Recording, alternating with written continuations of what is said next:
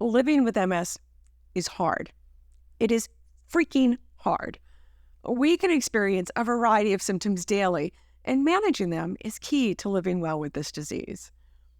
There are things that I do every day to help me manage symptoms, and I thought you might like to hear about them. So today, I'm going to share some of my daily habits that you may find helpful too. If you'd like a list of these tips, stay till the end where I'll share how you can access your free list. I start each day with a 12-ounce glass of water. Water is such a beneficial tool for us. Our brains are made up of mostly water, and dehydration is associated with brain shrinkage. And we already have a greater risk for accelerated brain shrinkage. It can also boost our brain performance by up to 30%. Drinking a glass of water first thing in the morning can also help get our digestion moving. One of the most helpful things that we can do to help with constipation is to drink more fluids. It also helps with fatigue, one of our more troubling symptoms. And people with good hydration report lower fatigue scores. I try to make sure that I'm getting 8 to 10 glasses of fluids a day. I drink water, seltzer, and coffee. And speaking of coffee, I drink 2 mugs of half caffeine coffee every morning. Caffeine can be helpful, but not too much. In a recent article in My MS Team, they shared caffeine may boost energy and help with fatigue, and it can help fight inflammation. But too much coffee may worsen bowel and bladder problems and may not help if we're anxious. They recommend less than 400 milligrams of caffeine per day, which is 4 to 5 small cups per day. My caffeine intake is around 180 milligrams most days. I also practice mindfulness and I meditate daily. Each day before getting out of bed and when I get back into bed, I take a few mindful breaths where I focus on my breath. This helps to center me and to become more focused on how I'm feeling. I've also started purposefully smiling when I'm doing these breaths. It really makes a difference. I encourage you to give it a try. I also meditate for about 20 minutes after my coffee and before I jump into my day. I use guided meditation, and it helps with reducing stress and the stress hormones that go along with the stress. High stress is linked to brain shrinkage and may affect our memory. There's also recent research showing excess negative stress may lead to more lesions in our brain. In one study, they concluded that major negative stressful events predict increased risk for gadolinium-enhancing and T2 lesions, whereas positive stressful events predicted decreased risk. And in one journal where they reviewed 12 different studies, they found that all studies suggest possible benefit for the use of meditation as an adjunct to the management of multiple sclerosis. So yeah, I make sure meditation is part of my daily routine. I'll put some links in the description below to some apps that can help you with guided meditations. My next habit is exercise. I exercise regularly. I make movement part of my day every day. The most regular thing I do is walking outside. We adopted Bungie the Blue Heeler a little over a year ago, and he needs a lot of exercise. I highly recommend getting a dog to help you keep up with your exercise. I also do Zumba once or twice a week. This really helps to get my heart rate up, and it gives me some impact to keep my bones nice and strong. I also do a variety of workouts using a program called Les Mills. It's a really affordable subscription service, and they have hundreds of workouts to choose from. They have strength, cardio, yoga, flexibility, and more. I'll put a link in the description below so you can get a free 30-day trial if you'd like. And the next thing I do is try to get outside daily when possible. Many times this is when I'm walking the dog, but I also work in my gardens and I eat outside whenever I can. When we expose our skin to natural daylight, our bodies create vitamin D. Did you know that it's estimated that more than 40% of American adults have a vitamin D deficiency? And that in one review, they found 60% of the studies noted a statistically significant association between vitamin D and multiple sclerosis MRI-detected disease activity. This is such a simple thing to do. I've seen recommendations of getting 15 to 20 minutes of sunshine as close to all over as possible each day. The next thing I do daily is to eat a good diversity of plants.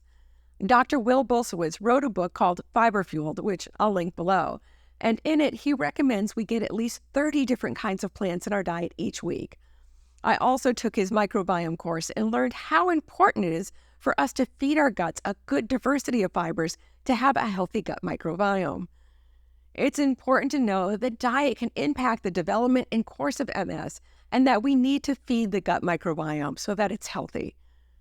This article wrote that it is shown that a healthier diet score with a high consumption of fiber, fruits, and vegetables was associated with better mental, physical, and total quality of life, lower depression and pain, and fewer cognition, vision, and bowel symptoms. So we need to eat a lot of fiber, and most of us aren't. The typical American diet is incredibly low in fiber and fiber diversity. One review found that 95% of adults and children don't consume the amount of fiber recommended for good health. So how do I get more fiber? I typically have a large, colorful salad for lunch, and for dinner, I make a lot of whole foods with fiber. I use plenty of vegetables, legumes, and whole grains. For snacks, I like fruit. I regularly have fruit smoothies and frozen treats like blueberry chocolate and ice cream that I make with blueberries, bananas, cocoa powder, and almond milk. The greater the diversity of fiber we can consume, the happier our gut microbiome will be. Did you know that there are over 20,000 kinds of edible plants? The next thing that I do as part of my healthy habits is to do things that I find meaningful. I do work that I find meaningful. When people ask me what I do, I typically respond with, I help people. I help people with my YouTube channel, and I help people with my virtual assistant business. I also help my family, my faith community, and my friends. Finding meaning in what I do helps me with the feel-good hormones like oxytocin and serotonin. The hormones oxytocin and serotonin are neuromodulators that can help with anxiety and depression. And again, two of the more troubling symptoms of MS. In this randomized double-blind investigation on serotonin and oxytocin, they found that chemical messengers interact with areas of the human brain important for the regulation of emotion-based behavior, and it could lead to novel therapeutic strategies for mental disorders such as social anxiety and depression. I also do things that bring me joy, like playing with my dog and connecting with my friends. It's important to purposefully schedule time to do things that bring me joy. What brings you joy? Is it a pet, friends, family? Let me know in the comments below. I love the community that we're building here, and I love to hear from my viewers. The next daily habit I do is to take supplements under the guidance of my neurologist and my naturopathic doctor. There are 3 supplements that I believe are critical to support us with our symptoms: B12, D3, and omega-3s. Did you know that most people are deficient in these? Lots of people know that plant-based eaters can become deficient in B12, but even omnivores are B12 deficient.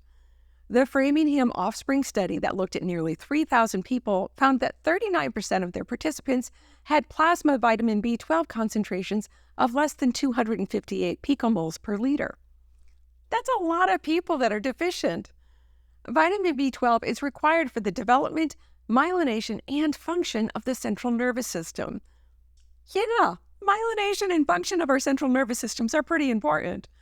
Some of the symptoms of B12 deficiency include neurological changes, such as numbness and tingling in the hands and feet.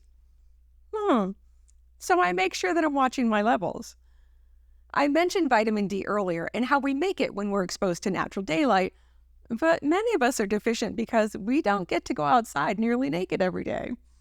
Some studies on MS and vitamin D suggest that level of serum vitamin D affects the risk of developing MS and also modifies disease activity in MS patients. Vitamin D also supports a lot of other body functions, like helping us to absorb calcium for strong bones, and it helps us to fight off bacteria and viruses. Omega-3s are polyunsaturated fatty acids that are essential, meaning we don't make them, we must consume them. According to the Cleveland Clinic, omega-3 fatty acids help all the cells in your body function as they should. They're a vital part of your cell membranes, helping to provide structure and supporting interaction between cells. While they're important to all your cells, omega-3s are concentrated in high levels in cells in your eyes and your brain. The ratio of omega-6 to omega-3s in our diets should be 2 to 1, twice as many omega-6s as omega-3s. Unfortunately, many people in the US eat far too many omega-6s than omega-3s. Researchers believe that the ratio of omega-6s to omega-3 fats in the typical Western diet is 20 to 1 or higher. Yikes! I eat a lot of foods that are high in omega-3s, but I still supplement with them too. I use algae oil supplements. I get my omega ratio, vitamin D, and B12 tested regularly to know my levels and adjust my supplements as needed. I highly recommend checking with your doctor on these and other supplements that could help you. I'll put links in the description below to the supplements that I take if you'd like to check them out. The next habit that I really pay attention to is getting good sleep. One of my MS buddies recently shared with me that she can't overstate the importance of getting good sleep for her MS and health. In this paper, they found that sleep disturbances affect up to 60% of persons with multiple sclerosis and are linked to several debilitating MS symptoms, including pain, fatigue, depressive symptoms, and cognitive dysfunction. Yeah, I definitely want to manage all those symptoms, do you? Setting myself up for good sleep is really important. To help ensure that I get good sleep, I start to dim the lights in the house every evening. I make sure I'm in bed by 10 p.m. each night. I keep my room cool and dark. There are no screens in my bedroom, and I try not to eat too close to bedtime. It is important that I get a solid 7 to 8 hours each night. These are some of my daily habits to help me manage my symptoms.